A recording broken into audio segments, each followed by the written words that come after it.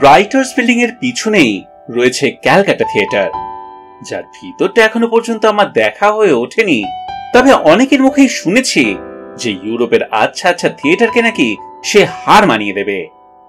এই কথাগুলো লেখা রয়েছে হার্টলি হাউস বইয়ে, যেখানে সোফিয়া গোল্ডবোর্ন নামের এক ইংরেজ ভদ্রমহিলা চিঠি লিখে ইংল্যান্ডে তার এক বান্ধবীকে নানান কথা বলছেন, আর তার মধ্যে উঠে আসছে কলকাতা শহরের বিভিন্ন কথা।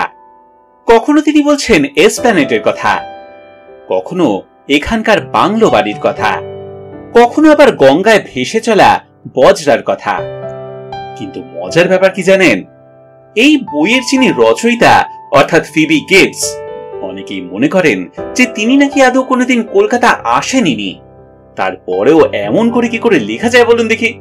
হ্যাঁ, আপনারাও নিশ্চয়ই বলতে পারেন যে চাঁদের পাহাড় লিখতে গিয়ে কি বিভূতিভূষণ বন্দ্যোপাধ্যায়কে আফ্রিকা যেতে হয়েছিল? হ্যাঁ, কথাটা ঠিকই বটে, কিন্তু এটাও ভাববার বিষয় যে 18 শতকে কলকাতার মতন একটা শহরে না এসে এখানকার এমন পুঙ্খানুপুঙ্খ বিবরণ দেওয়া কিন্তু চারটিখানি কথা নয়। যাই হোক, তবে চলুন শুরু করি আমাদের আজকের এই ক্যালকাটা থিয়েটারের গল্প, যে থিয়েটার ফিবি গিবসের মতে তখন যে কোনো ইউরোপিয়ান থিয়েটারকে টক্কর দিতে পারত। আপনাদের আগের পর্বেই বলেছিলাম যে কলকাতার প্রথম রঙ্গালয় অর্থাৎ ওই লালবাজারের প্লে হাউসের আলো যখন ধীরে ধীরে নিভে আসছে, ঠিক তখনই জন্ম হলো এই ক্যালকাটা থিয়েটারের। এই থিয়েটারটা ঠিক কোথায় ছিল জানেন? রাইটার্স বিল্ডিং এর ঠিক পিছনে যে রাস্তাটা রয়েছে তার নাম হলো লিয়ন্স রেঞ্জ।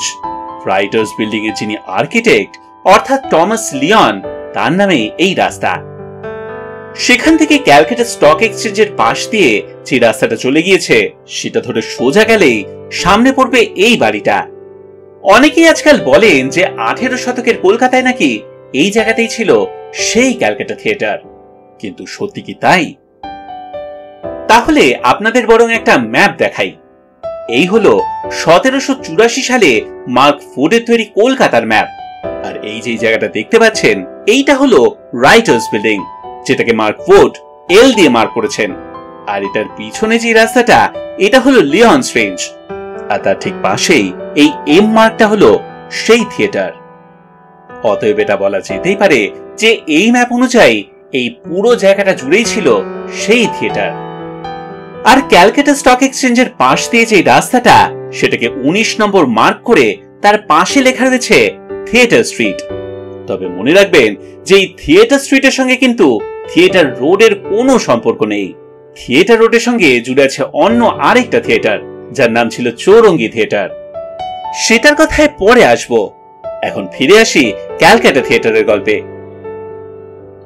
এই থিয়েটারটা তৈরি হওয়ার আগে এই জায়গাটা ছিল এডওয়ার্ড আয়ার নামের এক ইংরেজের। তবে ওই যে আগের পর্বে বলেছিলাম যে 1756 সালে নবাব সিরাজউদ্দৌলা কলকাতা আক্রমণ করেছিল, তাতেই বেঘরে প্রাণ গিয়েছিল এই এডওয়ার্ড আয়ারের। আজকের সেন্ট জনস চার্চের পাশে রাখা ওই হলওয়েল মনুমেন্টের ফলকে এখনো দেখতে পাবেন সেই এডওয়ার্ড আয়ারের নাম।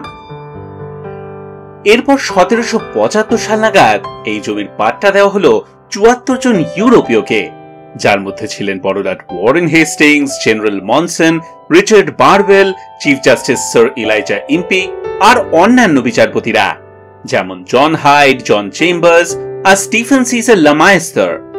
এই 5 বিঘা 19 কাঠার 12 ছটাক জমির পাট্টা দেওয়ার উদ্দেশ্য ছিল একটাই, ভালো দেখে একটা থিয়েটার তৈরি করা। আর ঠিক তেমনটা তৈরিও করা হলো। সেকালে প্রায় 1 লক্ষ টাকা উঠেছিল থিয়েটারের সাবস্ক্রিপশন থেকে, এবং সেই সাবস্ক্রিপশন ছিল বেশ খরচা সাপেক্ষ। থিয়েটারের ভিতরে বসার জন্য 2 রকমের জায়গা ছিল, একটা ছিল পিট আর অন্যটা বক্স। পিটে একটা সিট সংরক্ষণ করতে সাবস্ক্রাইবারকে দিতে হতো 8 টাকা বা 20 শিলিং, আর বক্সে একটা সিটের খরচ পড়তো একটা সোনার মোহর অর্থাৎ 40 শিলিং। এর থেকে যেই টাকাটা উঠেছিল সেই দিয়ে থিয়েটারটাকে একেবারে ঢেলে সাজানো হয়েছিল। হার্টলি হাউসে সেই নিয়ে লেখা রয়েছে, No expense has been spared to gratify either the eye or the ear. এই থিয়েটার সম্পর্কে মিসেস ফে লিখেছেন, The house was built up by subscription. It is very neatly fitted up, and the scenery and the decorators quite equal to what could be expected here.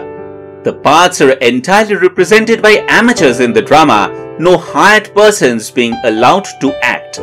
I assure you, I have seen characters supported in a manner that would not disgrace any European stage. এইখানে Mrs ফে খুব গুরুত্বপূর্ণ একটা কথা বলেছেন। এই থিয়েটারে যেসব নাটক মঞ্চস্থ হতো তাতে লন্ডনের মতন প্রফেশনাল অভিনেতারা কিন্তু অভিনয় করতেন না, করতেন অ্যামেচাররা। এই যেমন ধরুন আইজ্যাক বেকারস্টাফের লাভ ইন আ ভিলেজ নাটকে টমাস মেডোস সাজলেন ইস্ট ইন্ডিয়া কোম্পানির একজন রাইটার, হথর্নের পাঠ করলেন তোপখানার একজন অ্যাডজুটেন্ট, লুসিন সাজলেন ইস্ট ইন্ডিয়া কোম্পানির একজন ক্যাপ্টেনের ছেলে, আর রোজেটা হলেন ল ডিপার্টমেন্টের এক যুবক। হ্যাঁ, ঠিকই শুনলেন, কলকাতায় তখন ইউরোপিয়ানদের মধ্যেও নারী চরিত্রে অভিনয় করতেন পুরুষরাই, অথচ লন্ডনে এমনটা মোটেই ছিল না। এই নিয়ে একটা ছোট্ট করে তথ্য দিয়ে রাখি আপনাদের। 1660 সালের আগে এই বিষয়ে ইংরেজরা খানিক গোড়া হলেও তারপর মানে দ্বিতীয় চার্লস রাজা হওয়ার পর থেকে, যাকে ইংরেজরা বলে রেস্টোরেশনের আমল, তখন থেকেই নাটকে নারী চরিত্রে অভিনয় করা শুরু করেছিলেন নারীরাই। কিন্তু তারাই কলকাতায় এসে কোনো এক অজ্ঞাত কারণে এই বিষয়ে গোড়ামি শুরু করে। এই নিয়ে অবশ্য ফিবি গিবস তার বই একটা খুব অদ্ভুত কথা লিখেছেন। তিনি বলেছেন, যদিও কলকাতার এই মঞ্চ ব্রিটেনের নিয়ম মেনেই চলে, তবু এখানে কোনো অভিনেত্রী দেখা মিলবে না।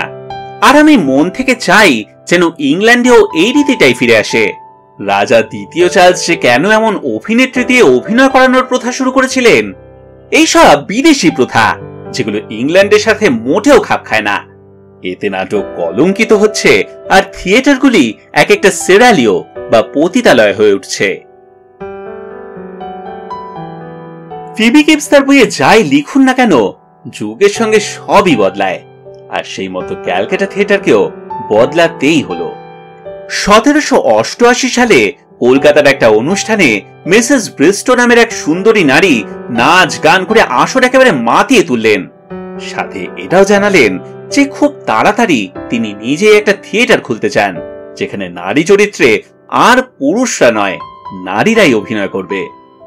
তাই যুগের প্রয়োজন বুঝে সেই বছরই ক্যালকাটা থিয়েটারের মঞ্চে দেখা দিল অভিনেত্রীরা। আর সেই নিয়ে ক্যালকাটা গেজেট লিখেছিল, A numerous assembly was attracted by the novel appearance of a lady whose condescension to grace the Calcutta stage would alone entitle her to lasting remembrance. আর এরপর থেকেই প্রচুর নাটকে অভিনেত্রীদের দেখা যেতে লাগলো। কখনো আর্থার মার্ফের ওল্ড মেড, কখনো এডওয়ার্ড ইয়াং এর দ্য রিভেঞ্জ, কখনো আবার উইলিয়াম হোয়াইটহেডের দ্য স্কুল ফর লাভার্স। একবার তো শকুন্তলাও মঞ্চস্থ হলো দ্য ফেটাল রিং নাম দিয়ে। এছাড়াও শেক্সপিয়ারের Othello, Hamlet, Macbeth, merchant of Venice এইসব তো ছিলই। কিন্তু এইভাবেই চলতে চলতে ক্যালকাটা থিয়েটার ঋণে জর্জরিত হয়ে পড়ল। মাত্র 20 বছরের মধ্যেই এই লালদিঘি অঞ্চলের আশপাশটা কেমন যেন বদলে যেতে লাগলো। পুরনো কোর্ট হাউসটা 1792 সালেই ভেঙে ফেলা হলো। ওয়ারেন হেস্টিংস এর আমল সেই কবেই শেষ হয়ে গিয়েছে। সেই হেস্টিংস যার হাত ধরে এই থিয়েটারের গোড়াপত্তন হয়েছিল। সব মিলিয়ে দর্শকের সংখ্যা ধীরে ধীরে কমতে লাগলো। কিছু কিছু অন্য ধরনের অনুষ্ঠান, এই যেমন ধরুন ডিনার পার্টি বা অকশন, এই জাতীয় কর্মকাণ্ড চলছিল।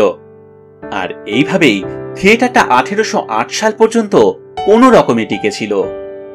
সেই বছরই 1 নভেম্বর ক্যালকাটা গেজেটে লেখা হয়, যেই বাড়িগুলো দ্য থিয়েটার নামে পরিচিত, সেখানে মিস্টার রেওয়ার্থ কিছুদিন যাবত একটা নিলাম ঘর চালাচ্ছিলেন।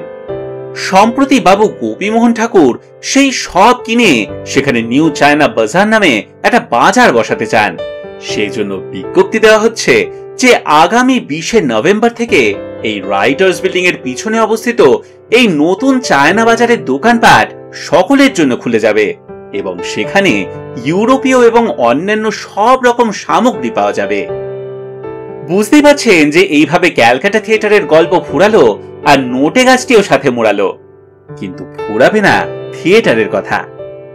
যে জিনিসটা ক্যালকাটা থিয়েটারে শুরু হয়েছিল, অর্থাৎ কলকাতার মঞ্চে অভিনেত্রীদের আগমন, সেই নিয়ে গল্প বলবো পরবর্তী পর্বে। তবে আজকের ভিডিওটা শেষ করার আগে আরেকটা ছোট্ট প্রশ্ন দিয়ে শেষ করব। আপনাদের আগেই বললাম যে ক্যালকাটা থিয়েটারে যারা অভিনয় করতেন তারা সকলেই ছিলেন অ্যামেচার। তাদের মধ্যে অনেকেই ইস্ট ইন্ডিয়া কোম্পানিতে চাকরি করতেন, কিন্তু এই সব ইস্ট ইন্ডিয়া কোম্পানির চাকুরেরা থিয়েটারে অভিনয় করুক সেটা সেকালের এক বড়লাট মোটেই চাইতেন না, আর সেই নিয়ে তিনি রীতিমতো বিরক্ত ছিলেন। আপনারা কি কেউ বলতে পারবেন আমি কোন বড়লাটের কথা বলছি? উত্তরটা যদি আপনাদের জানা থাকে লিখে জানান কমেন্ট সেকশনে। এই ভিডিওটা কেমন লাগলো সেটাও অবশ্যই লিখে জানাবেন। ভালো লাগলে লাইক, শেয়ার আর সাবস্ক্রাইব করবেন।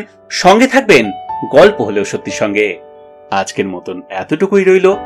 ফিরে আসবো এই সিরিজের পরবর্তী পর্ব নিয়ে। আজকের মতন বিদায় জানাই। ধন্যবাদ, নমস্কার।